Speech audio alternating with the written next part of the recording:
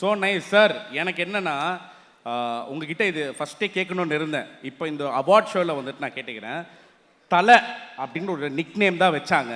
இன்றைக்கி வந்து world wide ஃபுல்லாகவே வந்துட்டு அந்த நிக் நேம் ஹிட்டு இல்லையா? இப்போ எனக்கு என்னென்னா, இப்போ அப்கமிங் யங்ஸ்டர்ஸ் நிறைய பேர் வந்துட்டு இருக்காங்க, குட் பெர்ஃபார்மன்ஸர்லாம் இருக்காங்க. அவங்களுக்கு நீங்கள் ஒரு நிக் நேம் வச்சிங்க அப்படின்னா அது என்னவா இருக்கும் அப்படின்றது தான் நான் இப்போ ஒரு பேராக வந்துட்டு சொல்கிறேன். ஓகே, பிரதீப் ரங்கநாதன் அவர்கள்.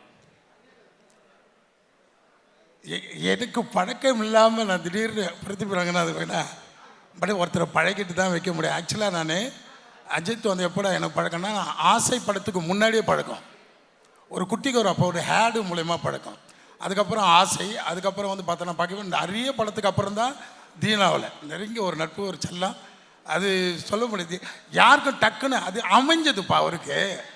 ஏய் தலை இருக்கும்போது வாழாடக்கூடாது, தலை நீ ஆடு தலைன்னா அவர் வேணான்னு சொன்னாலும் அது மக்கள் மறக்க மாட்டாங்க. இதுதான் உண்மை. அப்படி ஒரு பேர் வச்சதில் நான் பெருமைப்படுறேன். ரொம்ப சந்தோஷண்ணே அண்ணா. ஆனால் இப்போ பார்க்கும்போது இவருக்கு ஒரு நிக் நேம் டப்புன்னு வைக்கணும் அப்படின்னா என்ன தோணுது உங்களுக்கு?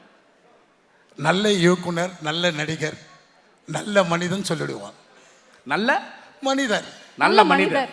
ஆஹா, இப்போ அடுத்ததா என்ன போட்டோ இருக்கு அது போடுங்கப்பா. அடுத்தது யார்? மணிகண்டன்.